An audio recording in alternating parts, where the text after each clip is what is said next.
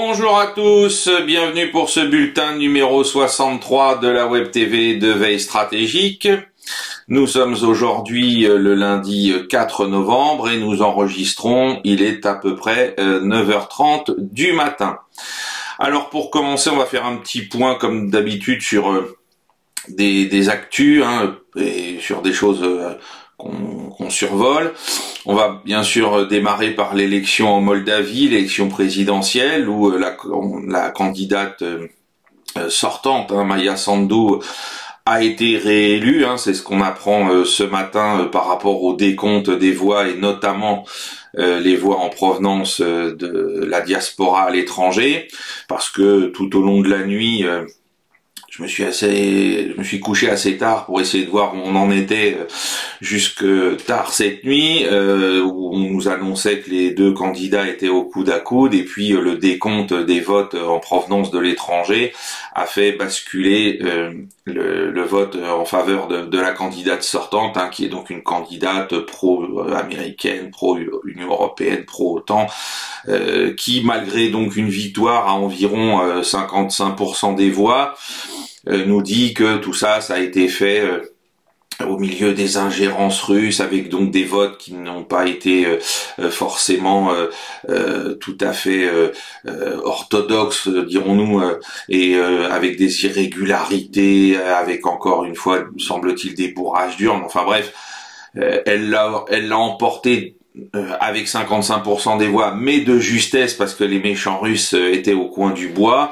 Alors est-ce qu'on fera revoter cette fois-ci, comme on voudrait le faire en Géorgie? Est-ce que l'élection sera invalidée ou pas? Je pense que non, puisque, comme pour le référendum d'il y a 15 jours, quant à l'adhésion de la Moldavie à l'Union européenne, qui a été gagnée dans les mêmes circonstances par le camp de Madame Sandu, et donc le camp favorable au rattachement, si j'ose dire, de la Moldavie à l'Union européenne, eh bien, puisque la victoire même sur le fil a été obtenue, on ne demande pas à revoter dans ces circonstances-là. C'est que si on avait perdu, on aurait demandé à ce que l'élection soit éventuellement invalidée pour qu'elle ait de nouveau lieu. On voit bien, encore une fois, le deux poids, deux mesures. Si on constate de graves irrégularités, quel que soit le résultat final, soit on conteste et on revote, soit on conteste pas et on dit bon tant pis, ça n'a pas pesé sur le scrutin. Mais là, on pourrait les pro-russes pourraient dire, les candidats de l'opposition pourraient dire attendez, écoutez, il y a eu des irrégularités, elles sont pas forcément de notre fait, parce que là, encore une fois, on nous présente une situation où c'est bien évidemment le camp pro-russe qui aurait fait des irrégularités. Les autres sont d'une moralité tellement élevée qu'ils en sont bien évidemment tout à fait incapables. Voilà. Alors ça c'est pour ce point en Europe. Et puis second point, bien sûr, ce sont les élections américaines. Vous savez que l'élection a lieu demain. Alors c'est aller sur un très long moment, parce que avec déjà le décalage horaire, on va commencer, alors pour les votes du jour, puisque vous le savez, il y a eu beaucoup de votes anticipés, mais les Américains qui voudront voter le jour J, ils vont commencer à voter sur la côte Est à partir de demain, entre 14h, autour de 14h heure française. Et puis après, ça va s'étaler vers la côte ouest, à mesure que la journée va avancer. Donc on n'aura pas de résultat avant 1h, 2h du matin dans la nuit de mardi à mercredi. Donc pour le moment, ce qu'on constate, c'est qu'il y a une légère progression du vote en faveur de Trump qui se manifeste dans les sondages. Donc encore une fois, vous savez ce que j'en pense. Je prends ça avec beaucoup de prudence. Il y aurait également une avance, parce que les sondages nous font une avance en termes de voix du vote populaire, avec un reflet derrière sur le vote des grands électeurs dans les États clés, qui permettrait à Donald Trump de l'emporter de quelques grands électeurs seulement, pour le moment, c'est-à-dire qu'il aurait peut-être une marge de dizaines, vingtaine de grands électeurs pour l'heure, en fonction de ce que nous disent ces sondages. On verra demain, la porte est ouverte à tout, y compris bien sûr la fraude électorale massive dont on a déjà parlé en 2022 autour des élections de midterms, avec donc des votes qu'on permis au dernier moment à la Chambre, non, la Chambre est devenue républicaine et au Sénat, pardon, de rester démocrate. Voilà, parce qu'on sait qu'il y a eu des contestations avec, encore une fois, tous les problèmes que pose le vote par correspondance ou le vote électronique. Hein. Tout ça a été bien sûr mis en œuvre pour démultiplier une fraude qui, vous le savez, moi en tant qu'historien, je ne cesse d'en parler.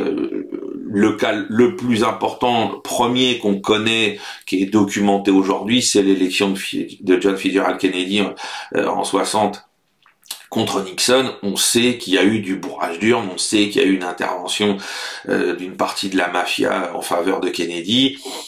Voilà, et tenter de croire naïvement que tout ça n'a eu lieu qu'à cette occasion-là est une vaste fumisterie intellectuelle. Voilà, donc là, le dernier point complètement fou qui vient d'entrer dans la campagne ce week-end, c'est, enfin, pour nous Européens, ça nous paraît complètement dingue. Vous allez peut-être, enfin, vous savez peut-être de quoi je vais parler. On a eu successivement, alors je rentre pas dans les détails, ils étaient où, enfin, c'est tellement, c'est lamentable quelque part.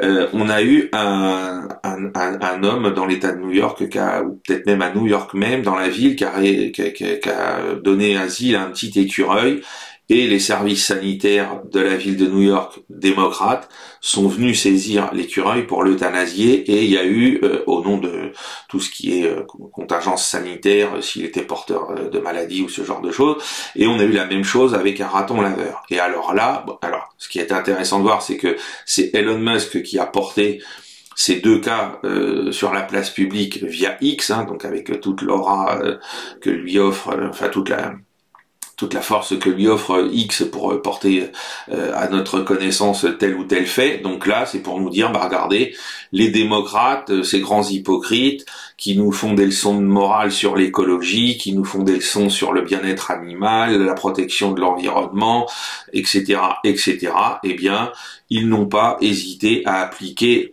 à la lettre, parce que la loi qui a permis, qui a abouti à l'euthanasie de ces deux pauvres animaux, c'est une loi tout à fait, il n'y a pas eu d'arbitraire, hein, elle est tout à fait inscrite dans la loi, et on peut comprendre qu'on décide de tuer des animaux sauvages dans certaines situations en ville ou ce genre de choses pour éviter des propagations d'épidémies.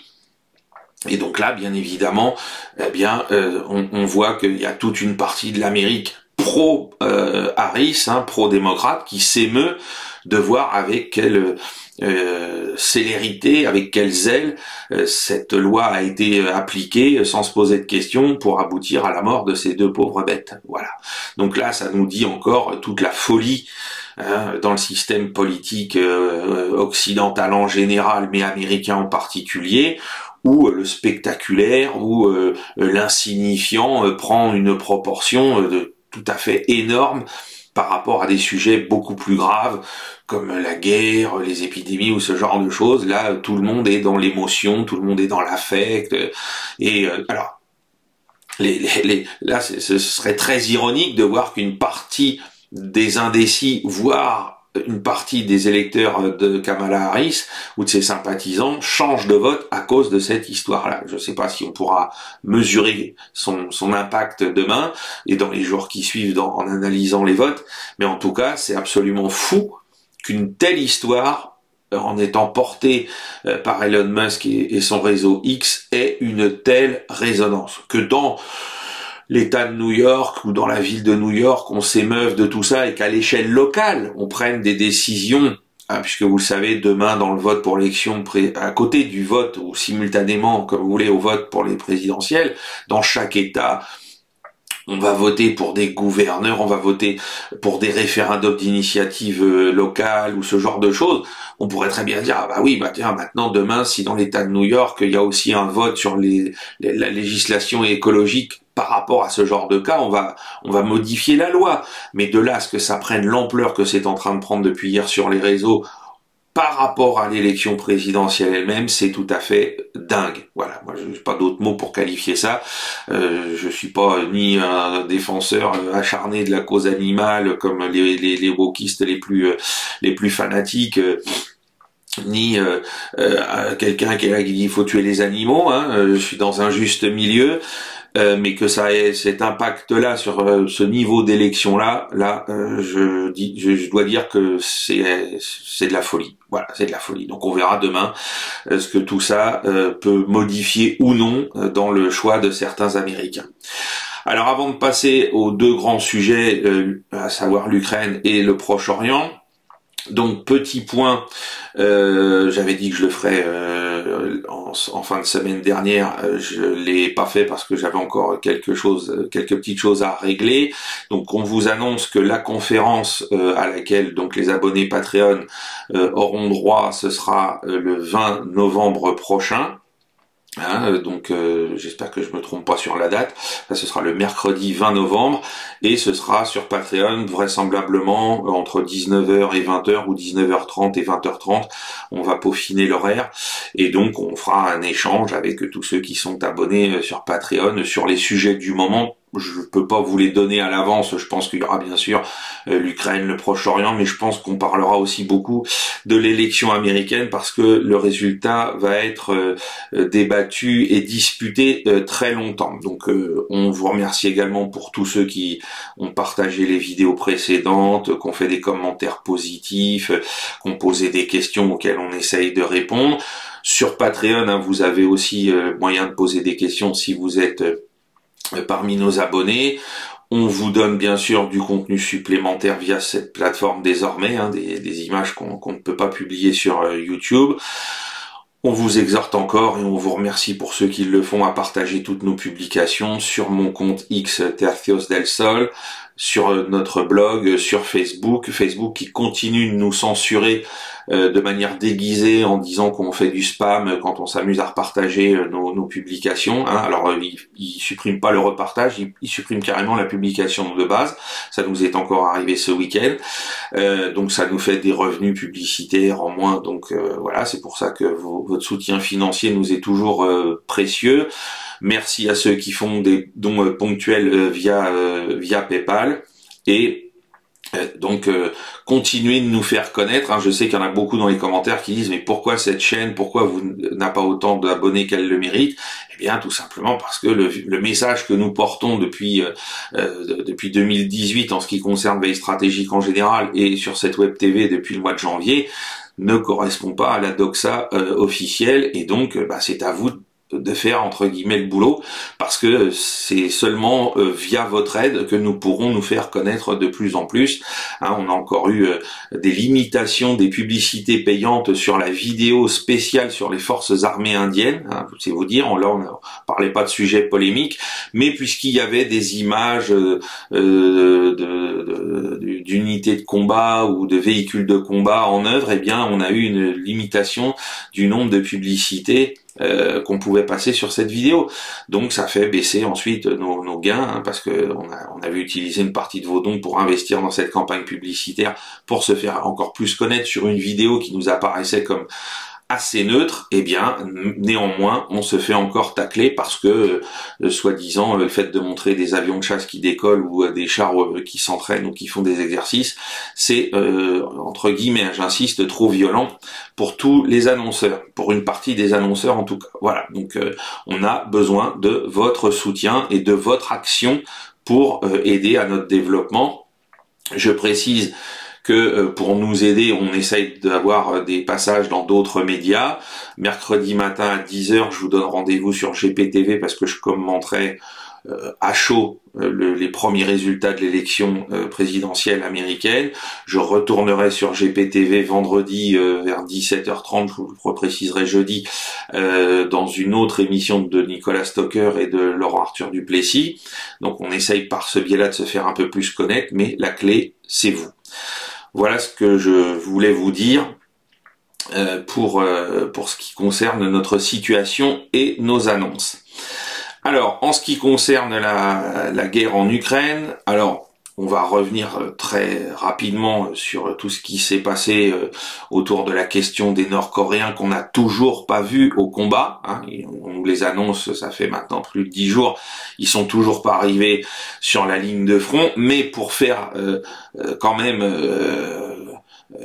une espèce de correspondance avec le narratif officiel, on a vu apparaître des montages absolument grossiers sur Telegram ce week-end, où on voyait des pseudo-cadavres de soldats nord-coréens, avec des types qui filmaient par-dessus des passeports nord-coréens, pour nous dire, bah voilà, un peu comme on l'avait vu pour les mercenaires occidentaux qui ont été liquidés la semaine dernière, dans le saillant de Souja et un peu plus loin en tentant de s'infiltrer derrière les lignes russes, où là on avait vraiment trouvé de vrais passeports authentiques avec des tampons, etc., de Canadiens, d'Américains.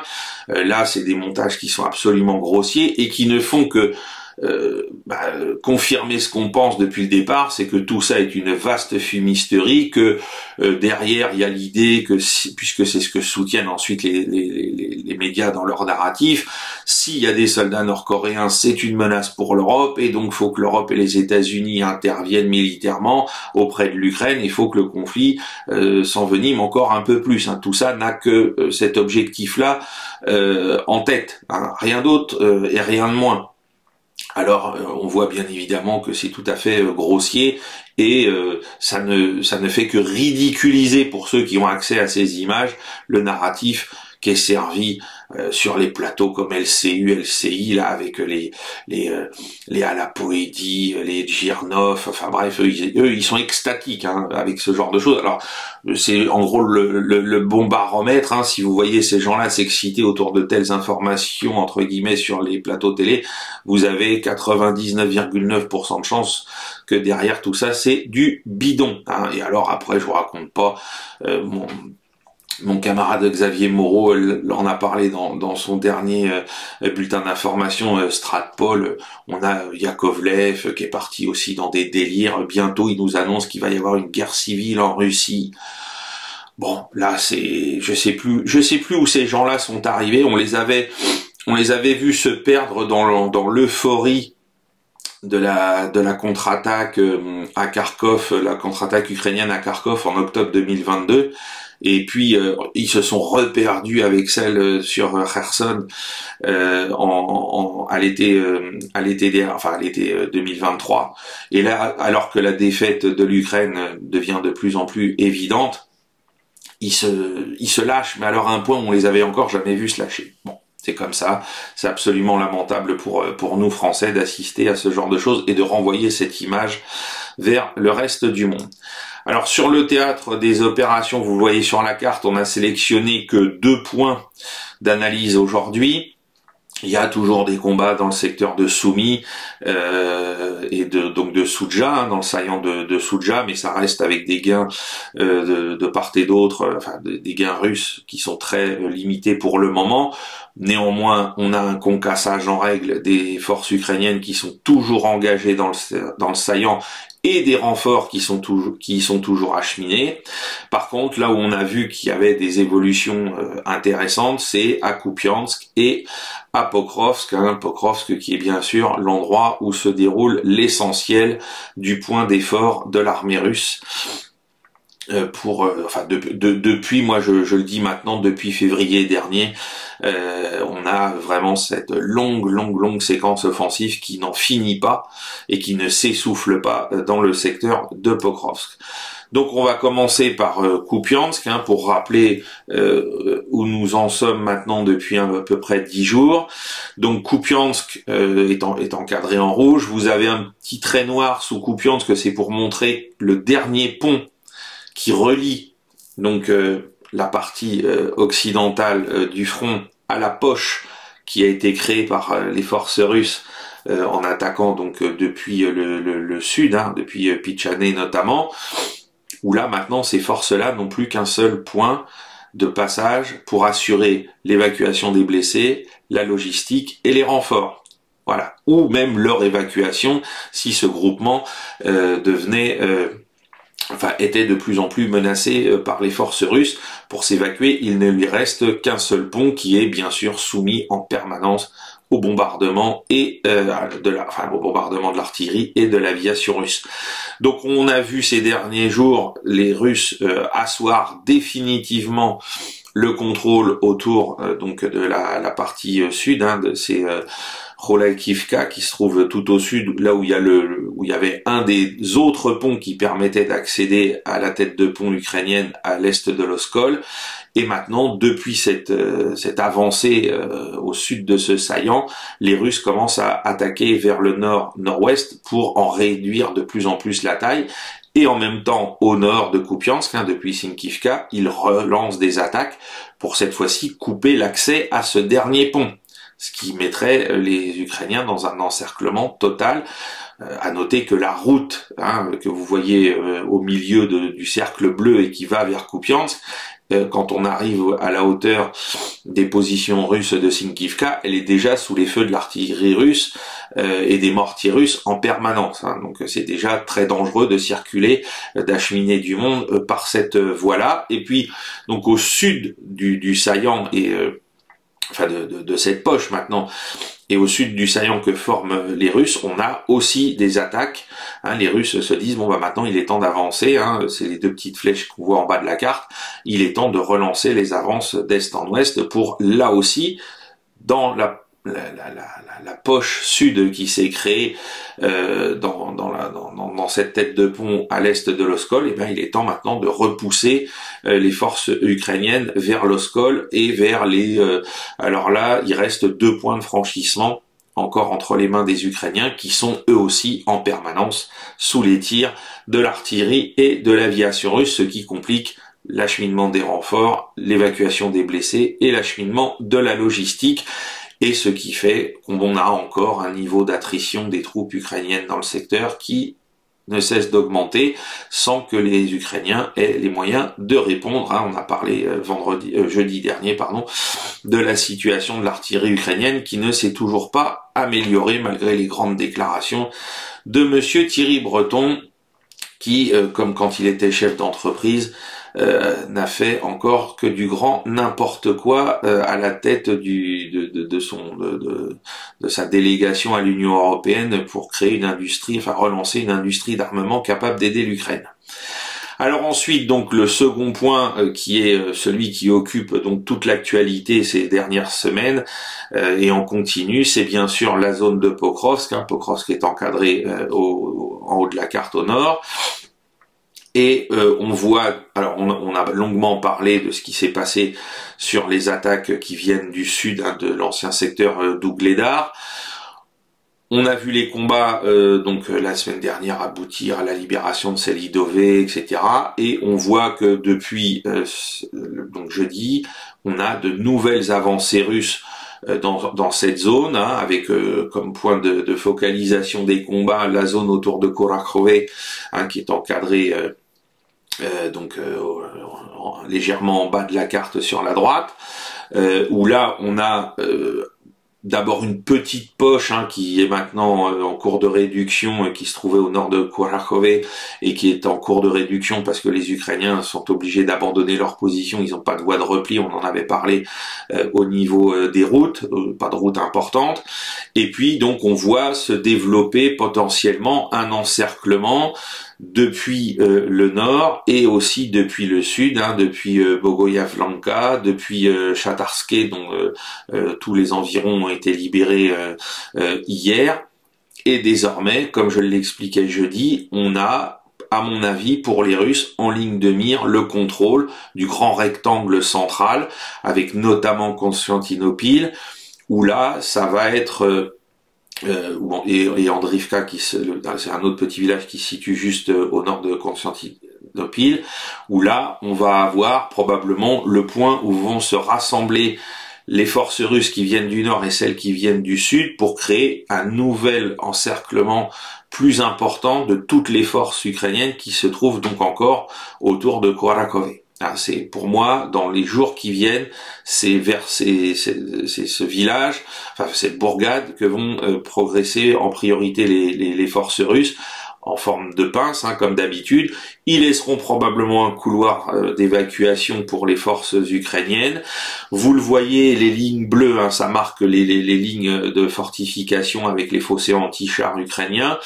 Et on voit également que au sud de Constantinople et donc aux alentours d'Oradne, on a une espèce de trou entre les deux lignes de fortification, les deux fossés anti-chars, parce que là le terrain est pas très favorable à la progression à travers champs, il y a que des routes des chemins vicinaux, des routes secondaires, mais néanmoins par ce trou entre les deux fossés anti-chars, eh bien les Russes peuvent se glisser pour prendre la ligne de défense qui se situe au sud d'Oradne et de Komar à revers.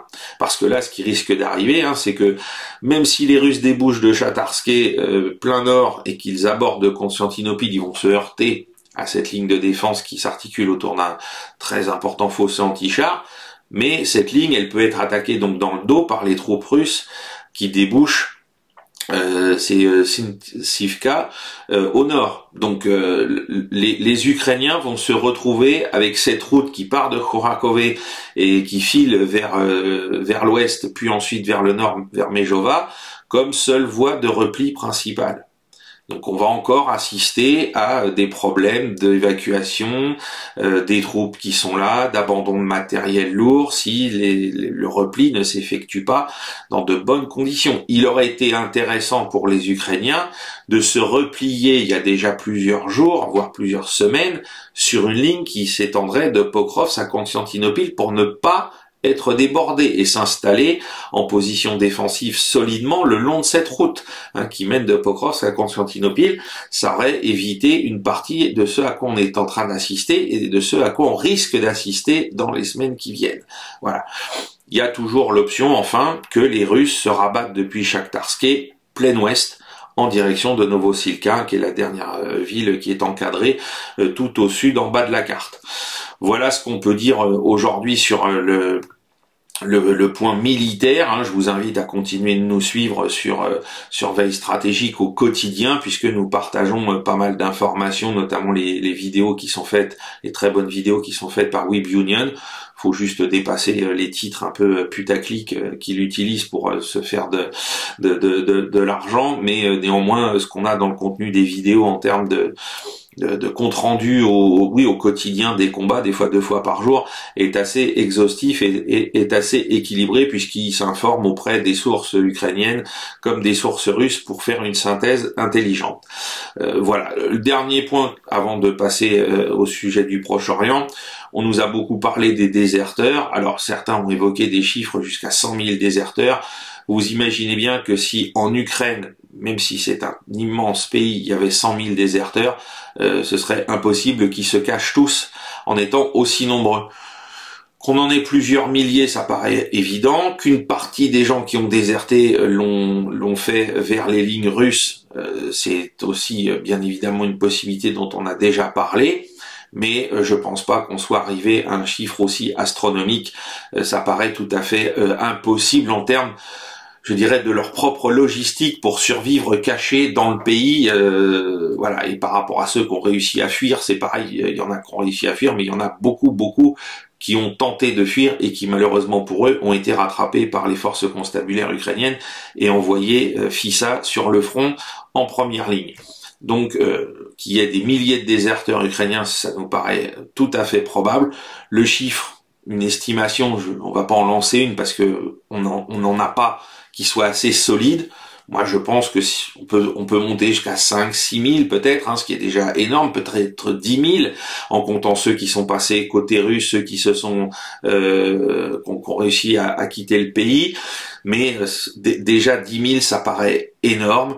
Qu'après, il y a des gens qui soient comptés comme déserteurs parce qu'ils se sont pas présentés dans les bureaux de recrutement, c'est encore une autre catégorie. Alors on peut la mettre dans la case déserteur au global, mais bon, voilà, il faut rester prudent. On pourrait prendre une fourchette et dire il y a peut-être entre 5 et 10 000 déserteurs, ce qui est déjà énorme pour une armée dont on a pourtant dit que tout allait bien, que elle gagnait, qu'elle repoussait les Russes, qu'elle était équipée du meilleur matériel du monde et commandée par les meilleurs chefs du monde. N'oublions pas que c'est ça le problème, c'est ce qu'on nous raconte et puis la réalité à laquelle on assiste. On voit encore partout sur Telegram des scènes terrifiantes et douloureuses de types qui sont attrapés dans la rue par des sergents recruteurs. On est revenu à l'époque de l'armée de Frédéric II de Prusse et de son père au XVIIIe siècle, où on avait les sergents recruteurs qui venaient littéralement enlevé des hommes pour servir dans l'armée prussienne, y compris dans d'autres pays d'Europe, il faut le préciser.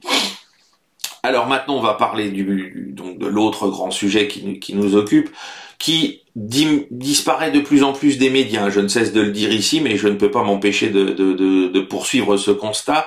C'est que la situation en Israël, en Palestine, au Liban, est en train de s'effacer. Tout le monde est concentré sur l'élection américaine, un peu sur la situation en France ou en Europe, avec donc soit la politique comme en Moldavie, soit les intempéries, catastrophes comme en Espagne. Mais la situation au Proche-Orient, bon, on y va doucement. Alors, une des premières informations qu'il faut souligner, c'est l'arrivée de plusieurs B-52 américains, notamment au Qatar. Alors, est-ce que c'est un signe avant-coureur d'une intervention massive des États-Unis aux côtés d'Israël contre l'Iran? Ou est-ce que c'est un message qui est envoyé à Téhéran pour dire, bon, écoutez les gars, votre match avec Israël est terminé, même si sur le papier Israël serait à 2,5 contre 2 parce que c'est eux qui ont tiré les derniers, voilà, mais vu le niveau de destruction qui a été enregistré en Iran qui est très faible et sur des infrastructures certes stratégiques mais sans qu'elles soient en panne, bon, on peut en finir avec cette histoire et arrêter le décompte et arrêter les bêtises. Ou est-ce que c'est pour dire, bon, bah, si les Israéliens se font à nouveau attaquer, on enverra des moyens encore plus lourds, et notamment ceux-là. Bon, voilà. En tout cas, il faut constater ce redéploiement de B-52 au Qatar depuis quelques jours. Ça a été noté hier et avant-hier, je crois. Donc à surveiller, et surtout à surveiller par rapport, parce que là tout va se figer, je pense, pour les 72 heures qui viennent, autour de ce qui se passe avec les élections américaines. Il faut pas se leurrer. Il faut noter en Israël, Charles Anderlin sur X nous signale quelque chose d'absolument terrifiant qui montre à quel point le gouvernement de Netanyahou, soutenu par les kahanistes et notamment Ben Gvir, le ministre de l'Intérieur, sont devenus cinglés. C'est que maintenant ils ont arrêté plusieurs membres des familles des otages israéliens à Gaza parce qu'ils manifestent nuit et jour dans les rues de Tel Aviv ou de Jérusalem contre la politique du gouvernement de Netanyahou. C'est-à-dire que c'est ce que je disais jeudi dernier. Vous avez des innocents qui sont retenus en otage à Gaza et le gouvernement de leur pays déjà mène une guerre complètement folle en nous disant on va les libérer alors qu'on sait que ce type de guerre n'aboutira pas à leur libération, qu'il a fait capoter toutes les négociations de paix supplémentaires, notamment cet été, qui auraient pu permettre un arrêt des combats avec des échanges de prisonniers palestiniens et de certains otages. Et en plus, maintenant, il arrête les familles des otages quand ils ont le culot, au vu du point de vue de monsieur Ben Gvir et de ses amis kahanistes, ils ont le culot de manifester bruyamment et violemment dans les rues de Tel Aviv ou de Jérusalem. Voilà où en est arrivé le gouvernement israélien aujourd'hui. C'est de la folie. De la folie. Et c'est là qu'on voit bien ce que je dénonce depuis presque le début, c'est-à-dire que les otages, Netanyahou, il les instrumentalise, son gouvernement les instrumentalise pour justifier cette guerre, mais sur le fond, ils n'en ont rien à faire. Ils s'en fichent. Parce que globalement, en plus de ça, nous le savons tous, ce sont des Israéliens globalement classés à gauche, qui manifestaient contre Netanyahou et sa réforme judiciaire inique avant le 7 octobre. Donc, on peut instrumentaliser le fait qu'ils soient retenus en otage, le fait qu'ils risquent de mourir. Ça dérange personne au sein de ce gouvernement. Je renvoie aussi aux altercations dans les commissions d'enquête à la Knesset entre les familles justement de ces otages et les ministres kahanistes et Ben Gvir notamment, où les familles leur hurlaient dessus et déversaient devant les caméras de télévision israéliennes en direct des tombereaux d'injures par rapport à la façon dont justement ils géraient à leur seul profit le sort de leur famille. Voilà. Donc n'oublions pas qu'on a affaire à des gens qui n'ont aucun scrupule, bien sûr, nous le savons, à faire ce qu'ils font à Gaza, à faire ce qu'ils font au Liban, à faire ce qu'ils font en Cisjordanie, à le faire contre leur propre peuple, hein, ou contre une partie de leur peuple, de leur propre peuple, pardon. Voilà. N'oublions pas ça. C'est très important pour comprendre à qui nous avons affaire. Alors, ensuite, on va venir donc voir la situation. Vous le voyez avec la carte de ce qui se passe ces dernières heures donc à Gaza. Donc on a eu à nouveau des frappes dans le nord de la bande de Gaza qui ont été menées autour de la ville de Gaza et sur les villes alentours. Des combats se poursuivent encore à Jabalia où on a vu que encore une fois les brigades Al-Qassam ou d'autres unités des mouvements de résistance palestiniens continuaient de mener des attaques contre Tsahal. Voilà, ça n'arrête toujours pas. Malgré donc toutes les frappes, toutes les bombes, on a vu, c'est l'ONU qui a passé une carte là ce week-end où on voyait l'état du nombre de points d'impact et de bombardements sur la bande de Gaza. Je sais plus à combien ils sont arrivés de tonnes de munitions ou de kilos de munitions par habitant qui ont été déversés. C'est absolument phénoménal. C'est-à-dire qu'on voit bien avec cette carte déjà qu'il n'y a pas de bombardement ciblé, puisque toute la bande de Gaza, les bombardements sur la carte sont marqués point rouge. Donc la bande de Gaza est rouge vive, hein, comme le sang des innocents qui sont martyrisés depuis que les bombardements ont commencé il y a plus d'un an. Et on voit bien que le but c'est de transformer Gaza en parking. C'est pas de libérer les otages, c'est pas de détruire le Hamas. On détruit pas un mouvement politique ou militaire ou politico-militaire en faisant ça. Ça n'a jamais eu lieu et ça n'aura pas lieu.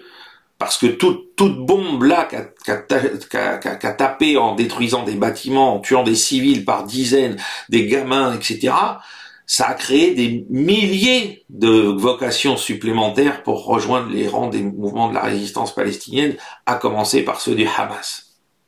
Voilà. Donc on n'en sortira jamais. Jamais. Tant que les Palestiniens n'auront pas été exterminés à coups de bombes, et à coups ensuite, donc on l'a déjà dit, de faim, de maladie, etc., eh bien tout ça va continuer. Alors au centre de la bande de Gaza, il y a encore eu des frappes sur Nuseirat, qui ont entraîné la disparition de plusieurs bâtiments qui ont été pulvérisés.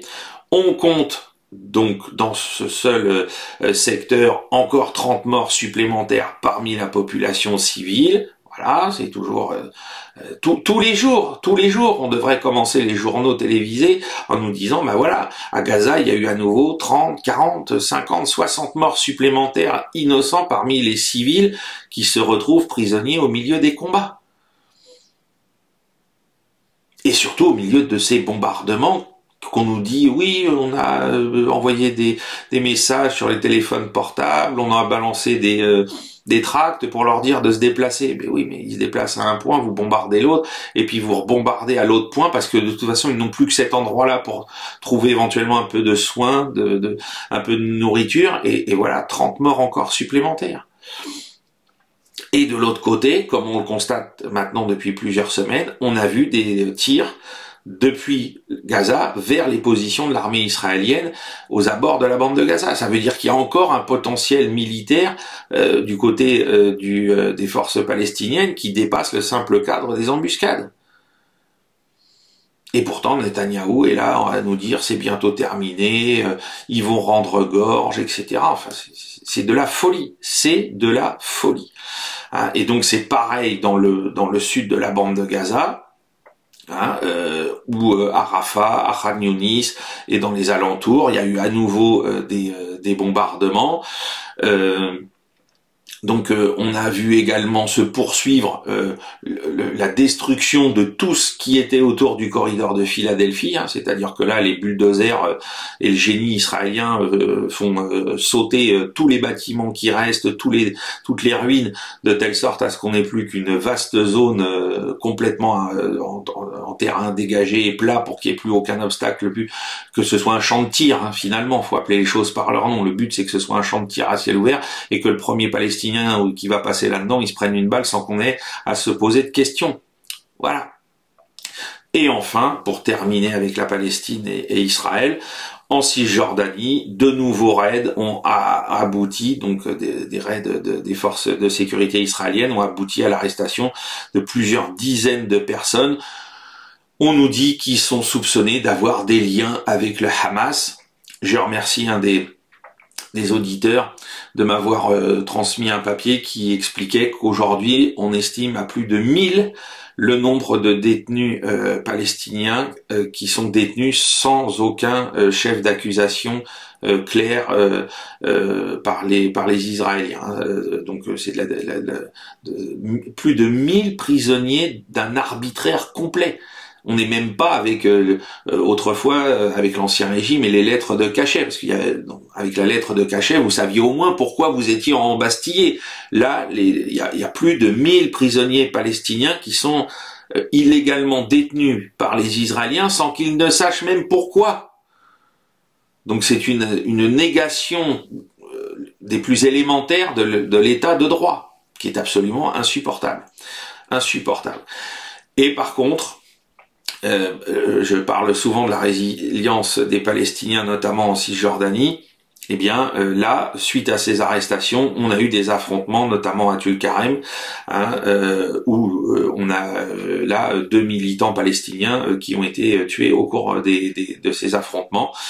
Donc, on va espérer que ce soit un cas isolé, que ça ne devienne pas la norme, parce que si c'est la norme, vous le savez, c'est tout ce qu'attendent les kahanistes pour déclencher en Cisjordanie le même type d'opération qu'à Gaza. Ne l'oubliez pas.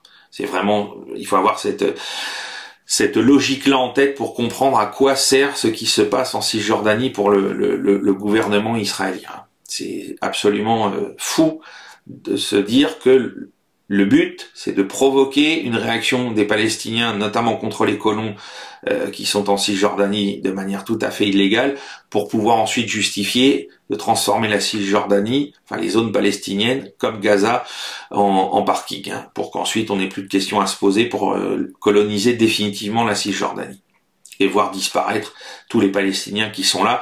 Là, ce sera plus simple. On les jettera de l'autre côté du Jourdain, chez le roi Abdallah II en Jordanie. Alors on va terminer par la situation donc au Liban.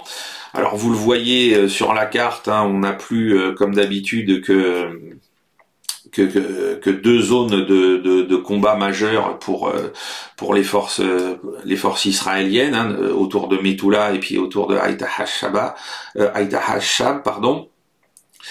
Vous voyez tous les symboles verts et blancs avec les bombes, hein, les bombardements se poursuivent. Vous pouvez le constater dans le petit cartouche qui est sur le côté à gauche que Baalbek, donc dont les Israéliens ont demandé l'évacuation, est bombardé. Hein. Vous avez la carte et puis en dessous une photo des premiers raids qui ont eu lieu contre Baalbek, qui, je le rappelle, est un des trésors de l'architecture gréco-romaine et du monde sémitique. Hein. Même, c'est pas seulement de l'architecture gréco-romaine, c'est aussi le patrimoine culturel propre à l'héritage sémite. Voilà, donc les Israéliens n'en ont absolument rien à faire. Les opérations terrestres se poursuivent, mais donc elles n'ont abouti à aucun gain significatif sur le terrain. Tout continue de se dérouler donc sur la frontière, dans des zones où il y a certes quelques villages, mais globalement c'est en terrain montagneux peu peuplé, ce qui évite des dommages collatéraux, c'est déjà ça de gagner, mais ça n'empêche pas qu'avec tous les bombardements auxquels on assiste sur le Liban, on a atteint quasiment les 3000 morts parmi les civils, 13 319 blessés, et on a enfin des estimations en ce qui concerne les pertes israéliennes. Il y aurait à peu près 40 morts et 140 blessés depuis le début de l'incursion, chiffres qui sont fournis par Tsahal, donc à vérifier plus tard s'ils sont confirmés ou pas. Je vous ai mis, pour avoir une petite idée par rapport aux objectifs qui ont été annoncés par Netanyahou, hein, la ligne bleue claire que vous voyez traverser le Liban, c'est le Litani, et donc l'objectif affiché des Israéliens, c'est qu'au sud de cette ligne que forme le Litani, il n'y ait plus de troupes du Hezbollah. Donc vous voyez bien qu'avec la façon dont sont menées maintenant les opérations terrestres depuis presque un mois, eh bien on est sur un résultat qui est nul. C'est-à-dire que militairement, les Israéliens n'ont rien conquis qui puisse leur permettre de dire, bon voilà, on a engagé des moyens lourds, on a bombardé les caches d'armes, les sanctuaires supposés du Hezbollah, maintenant on passe à l'attaque, on conquiert. Là, ils ont avancé de 2-3 kilomètres au maximum dans certains secteurs, et puis c'est tout. Ça n'a pas été plus loin. Et alors, l'idée de se dire qu'ils vont encore se battre pour repousser le Hezbollah jusqu'au nord du Litanie, forcer le Hezbollah à repasser le Litanie vers le nord. Regardez bien la carte, vous comprenez que c'est absolument impossible en l'état. Impossible. Alors, où les Israéliens se disent, on attend ce qui va se passer aux États-Unis demain pour accélérer ou pas la cadence et engager plus de moyens ou pas, c'est probablement un des facteurs qui joue, mais il faut surtout pas oublier que le principal facteur à mes yeux qui joue, c'est que le Hezbollah, comme je l'avais annoncé depuis qu'on a la crise qui s'est ouverte entre Israël et le Hezbollah et l'Iran, eh bien le Hezbollah, avec les moyens qu'il a, avec la façon dont il a transformé cette zone en véritable forteresse dans les montagnes, eh bien si vous voulez aller le chercher, c'est pas 40 morts et 140 blessés qu'Israël va payer, c'est probablement 10 fois plus, avec des pertes matérielles, etc. Or, aujourd'hui, vu l'état d'étirement des forces de Tsahal, on en parlait la semaine dernière sur le fait que les généraux qu'on interviewe sous anonymat disent « il nous manque du monde, on n'a plus assez d'hommes ». Donc, on peut plus continuer à faire la guerre sur deux fronts, à Gaza, au Liban, parce que sinon, on va effondrer l'économie définitivement. Voilà. Donc, outre le fait, les objectifs affichés sont pas atteints. La façon dont on mène la guerre prouve que pour le moment, le Hezbollah continue de tenir et il est loin de craquer. Et ensuite de ça, l'autre objectif qui avait été à court terme annoncé pour la population israélienne, à savoir qu'elle va pouvoir retourner chez elle dans le nord du Liban, ah bah non, là c'est raté. Hein, c'est raté. Là, il n'y aura pas de retour parce que déjà, on constate que, bien sûr, donc l'aviation israélienne mène tous les bombardements que vous voyez en vert et blanc sur la carte, mais de l'autre côté, le Hezbollah continue de tirer sur les localités frontalières et jusque même dans certains cas jusqu'au centre d'Israël. Donc ça veut dire que on a annoncé oui, on va sécuriser enfin la frontière au nord, on va permettre à 60 à 70 000 réfugiés de rentrer chez eux. On va donc attaquer avec tous nos moyens, y compris terrestres, et puis au bout d'un mois, on constate que tout ça n'a toujours pas abouti. Voilà, donc pour le moment, à Gaza, maintenant je vais employer le mot d'épuration ethnique. Certains me disent pourquoi vous employez pas le mot génocide. Le mot génocide, il appartient à la Cour internationale de justice de le définir, et quand il aura été défini comme tel, nous l'emploierons pour respecter l'ordre des choses. Donc la purification ethnique se poursuit à Gaza sous motif de libérer des otages dont on a bien compris que le gouvernement israélien ne s'intéressait à eux que pour mieux les instrumentaliser.